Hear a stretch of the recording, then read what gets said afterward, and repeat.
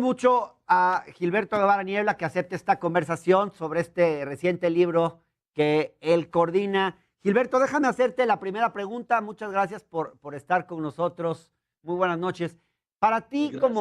como lo dices en Sí. la primera página del libro, el motor principal para lograr el gran cambio que necesita el país es la educación.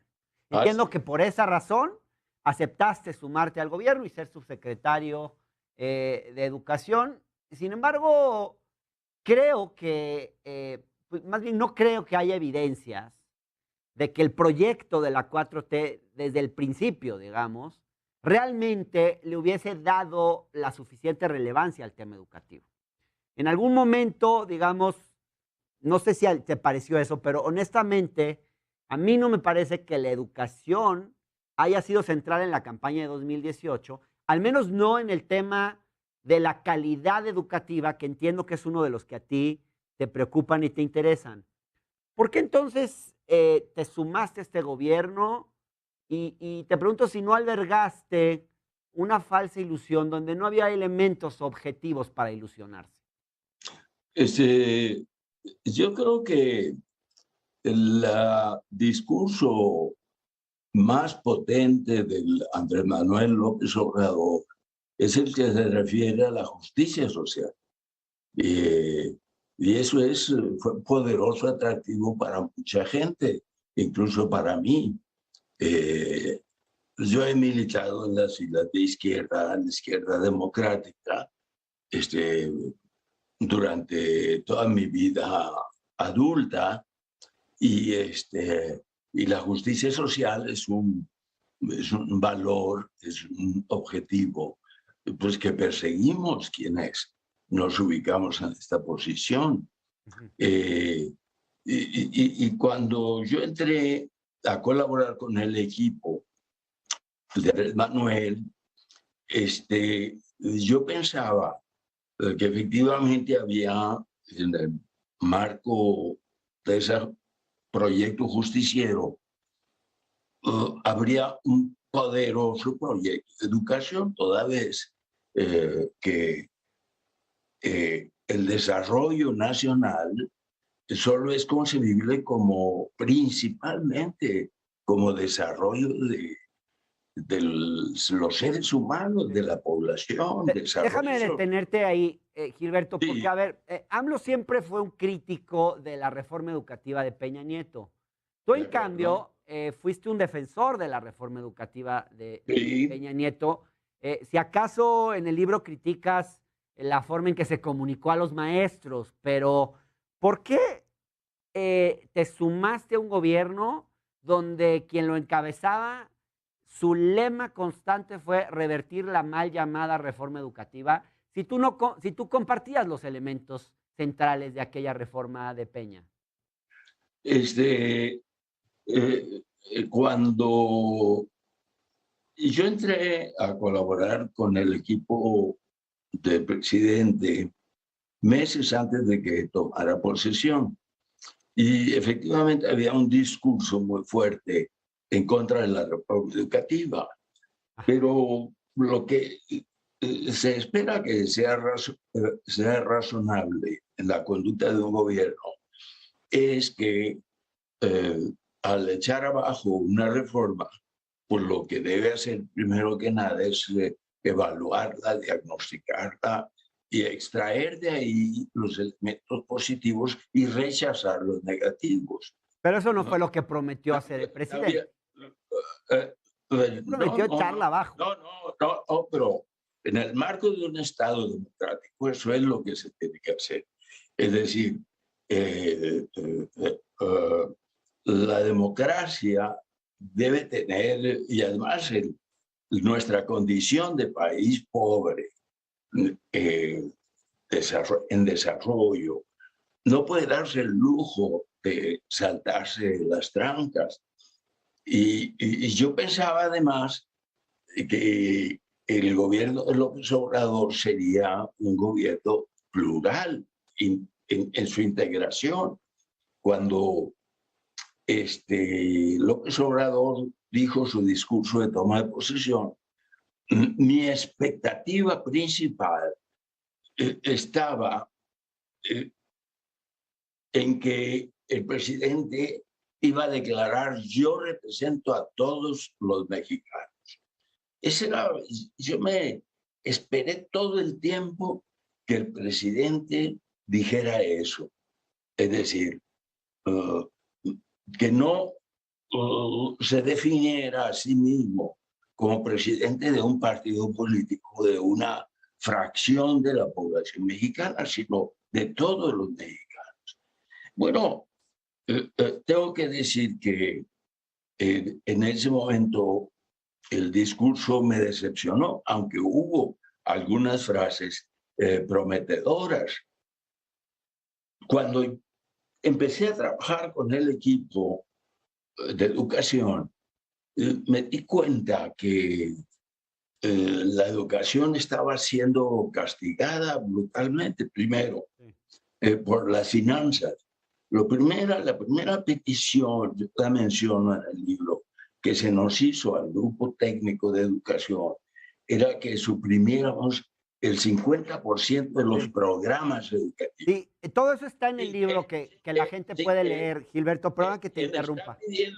El que estaba pidiendo eso, o sea, la Sí, Secretaría de Hacienda, no discriminaba, no decía este o este programa porque no los conocía. sí, Lo que sí, le interesaba era el porcentaje, 50%. sí.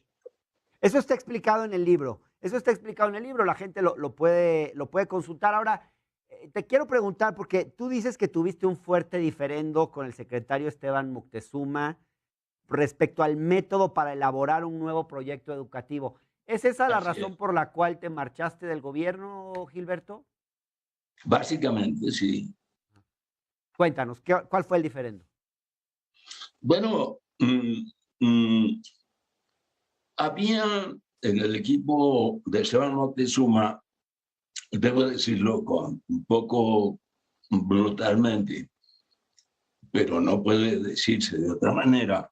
Había muy poca gente con calificaciones educativas, había muy pocos maestros y había muy pocos investigadores educativos. Yo tengo, como tú sabes, una larga historia en educación y tengo una gran experiencia, pues por lo menos como un investigador y un testigo, digamos, de la historia educativa de los últimos 30 años. En consecuencia, me sentí aislado en el equipo de Esteban Moctezuma por mi condición de conocedor o más familiar, de estar más familiarizado con la educación.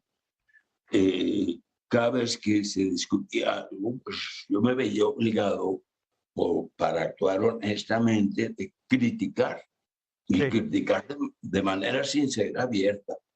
De tal manera que pronto me convertí en una especie de abogado del diablo dentro del grupo de Entiendo, Esteban. Sí, entiendo. y me Bien, aislé sí, sí, sí. en fin, eso es Ahora, una gran ¿hay, incomodidad, ¿no? hay rencor de tu parte, Gilberto? Te lo pregunto por No, esto. En varias partes de tu libro, a mí me sorprende que hables de López Obrador y de su gobierno como si tú fueras un opositor y como si siempre lo hubieses sido y como si pensaras igual que ellos, porque tengo la impresión de que repites muchas veces el discurso de los adversarios a la 4T. Por ejemplo, criticas el estilo autoritario de Andrés Manuel, le llamas autócrata, te refieres sí, a él como populista, a él y a su proyecto educativo, llamas sí, clientelismo a su política social. Por ejemplo, dices sí, que las asignaciones directas de becas y recursos solo persiguen fines, digamos, sí, político-electorales, critica su sí, definición de pueblo. Todas estas, Gilberto, sí, son críticas que le podríamos escuchar pues a Enrique Krause, a Aguilar Camina, a cualquier opositor. sí. ¿En qué momento de la historia tú empiezas a pensar más como los opositores? O te pregunto, o desde el principio pensabas de la misma forma que ellos. Es decir, yo pienso y he sostenido siempre mis ideas. Creo que he sido coherente con mis ideas. No ha habido ningún cambio en mi conducta que me parezca contradictorio. Lo que yo pienso es que el modelo político que se ha establecido en México con López Obrador es unipersonal. Es decir, no es el Estado, es el presidente que gobierna el Estado personalmente. Sí. Entonces, ese personalismo hace muy difícil discutir los temas de la política pública sin referirse a la personalidad del presidente. Es decir, cualquier tema que se analice en este momento tiene que finalmente caer sobre la persona del presidente. El presidente es el único creador del discurso del Estado mexicano en este momento. No hay otro creador. Ahora, no escucho una respuesta muy clara a lo que yo te preguntaba, Gilberto. Sí. O sea, ¿en qué momento?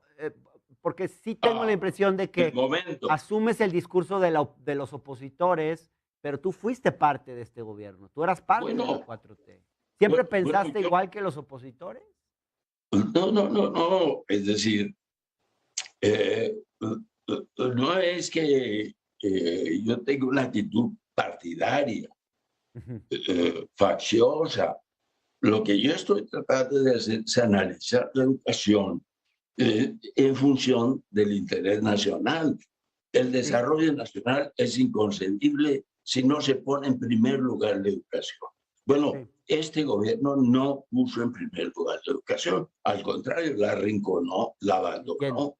Gilberto, necesito ir a un corte. ¿Me permites una pausa muy breve y continuamos con esta conversación? Un minuto solamente. Ya regresamos. Claro. No te vayas, por favor, no se vayan. Seguimos conversando con Gilberto Guevara Niebla.